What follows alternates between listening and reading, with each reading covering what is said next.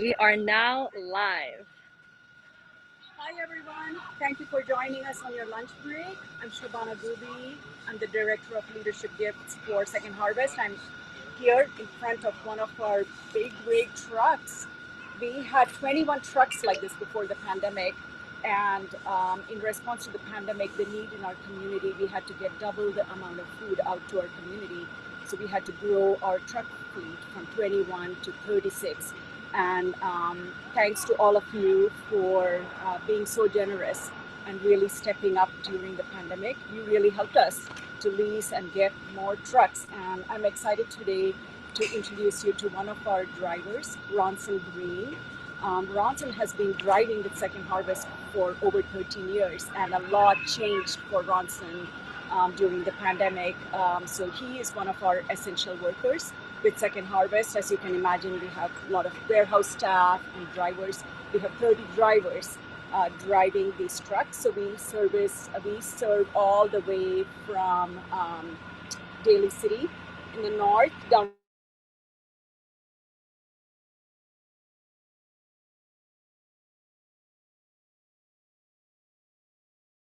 pulling up in the parking lot here, so you can hear a little bit of the truck noise in the background. It's very every day. They start at 6 in the morning, and all our drivers like Ronson are driving from our warehouses all the way to Daly City or East Palo Alto or wherever their deliveries are, and then they come back, reload, and so on. So these deliveries go on from 6 in the morning, sometimes till 6 at night, so over 12 hours, and then we work 6 days a week. So we have deliveries happening on Saturday as well. And I'm gonna walk over to one of our truck trailers and other trailers and introduce you to Ronson.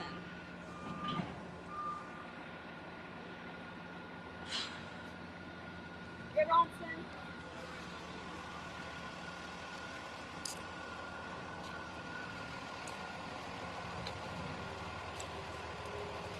And we are turkey bomb. We are all getting super excited and hyped up for Thanksgiving here, as you know. And I'm going to introduce you to Ronson. Hey Ronson, good to see you again. Nice to see you guys.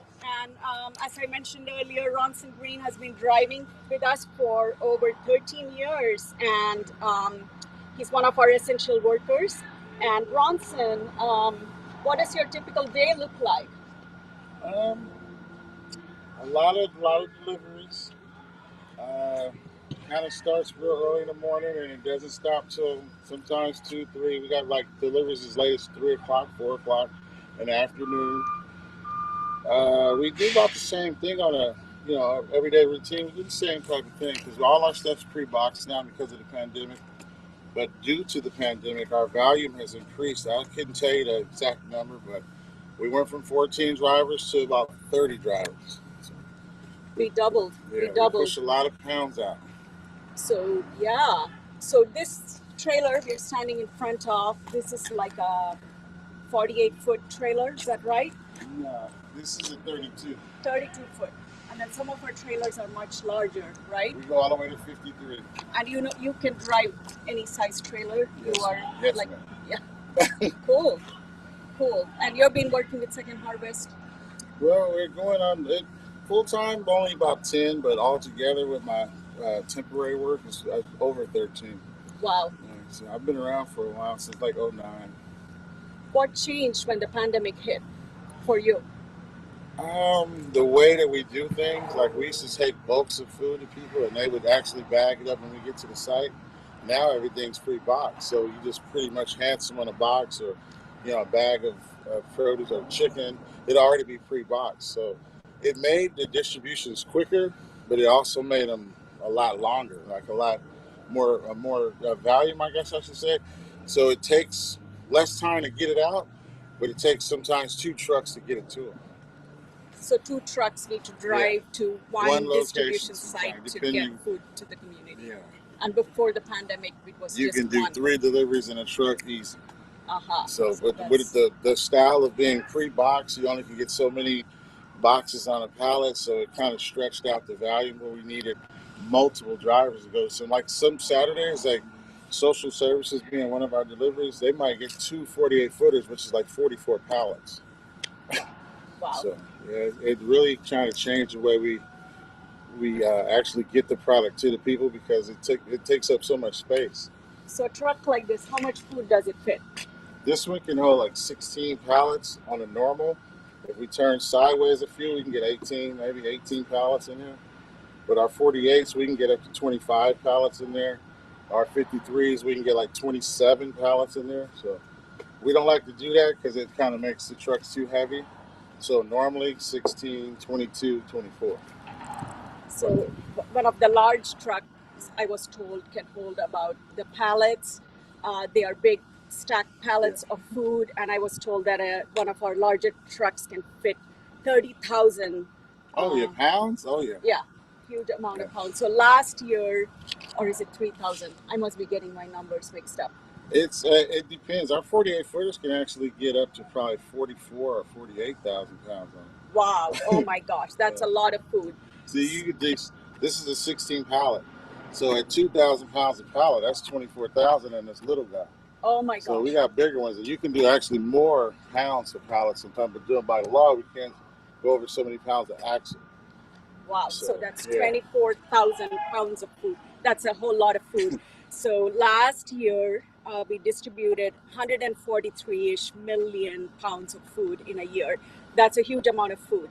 So I was told that if we took the large truck, the 72-foot trucks, and put them nose to tail and lined them up, filled up with all the food, that would be over 3,500 trucks. Wow. In a line. So that would be 49 miles of trucks.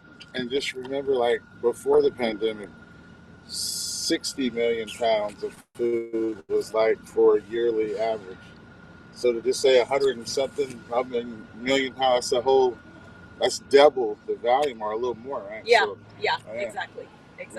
We've and increased a lot of volume. Yes, and our community really rallied, and so that's really cool. We have another of our big trucks driving by. That's the noise you hear. This is a big one. I think this is a 72-foot 48 footer truck. See, they all just look huge to me, Ron, and I have no clue. The biggest truck in the state of California is only 53 feet. Oh, is that right? Yeah. Okay. And we on average, we got like 4 or 5 48 footers. I think we got about 5 53 footers now. Okay. So we got a lot. Our average truck to go into neighborhoods is 38 feet. And that's an 18 pallet trailer. This is the smallest one we got. That's good to know. Yeah, they all look huge to me, unless you keep them side by side. Yeah. I can't tell. So all of these trucks are refrigerated, is that right? Yes, ma'am. How does that work? Well, they put these refrigerators on the front, and they can even freeze the product. We don't have to freeze it because most of our stuff is just refrigerated, like between 33 and 37 degrees. No higher than 37. We try to keep them at 33, 34 degrees. But you can actually put these things on zero and freeze product. Like you can put frozen chicken in here and be like a freezer in inside your house. So, but we don't typically do that. We keep it just on the refrigeration part because we get our deliveries before an hour, hour and a half. It takes about an hour to get to the farthest one. Most of our deliveries are all local. We just do these two counties. We got Santa Clara County and San Mateo County. So to get to San Mateo County, we're talking Daly City, no traffic, 45 minutes. Same with Gilroy in Santa Clara County, about 40 minutes. Yeah. And we have a lot of perishable items, dairy, cheese, so we have to keep it refrigerated and take care of food safety. And so Bronson, I didn't know if you know this, but we're getting super excited. We're doing something called a virtual race starting noon tomorrow to noon Thursday. Okay. We have 8 companies competing in 3 categories. So it's overall donations. So they're getting the employees at all their companies excited. All the employees are going to contribute to help us get all this wonderful food to the community, buy fuel for the truck, and everything we need to do to make sure we can get healthy food to everyone in our community. So the employees will contribute, and these 7 companies are going to compete with each other in 3 categories. It's overall giving, participation, and per capita giving. Okay. So the winner, and I am going to show you, so this is this particular truck. You see the Fenwick logo on here. They won in one of the three categories last year in the virtual race. That's why it says virtual race winner up there. And so there are three trucks up for grabs. So the three companies, or maybe one company, will sweep all of them. So good luck to all of the participants. So I'm gonna we are super excited, and I'm really excited. So we have like 8 companies participating this year. We have analog devices, Cisco, Equinix, and I'm going to look at my cheat sheet because I don't want to miss the names of the 8 companies. I try to memorize them all, and I don't want to forget any of them because we love all of you guys equally. So we have like I said, analog devices, Cisco, Equinix, Fenwick's participating again, Intel, Proofpoint, Renesas, and Zscaler. So the race starts tomorrow afternoon at noon, and it ends at noon on Thursday. And we'll be announcing the winners in all 3 categories. So we're super excited for that. And yeah, so we are very, very excited. Thanksgiving time. We have a lot of discussions happening in our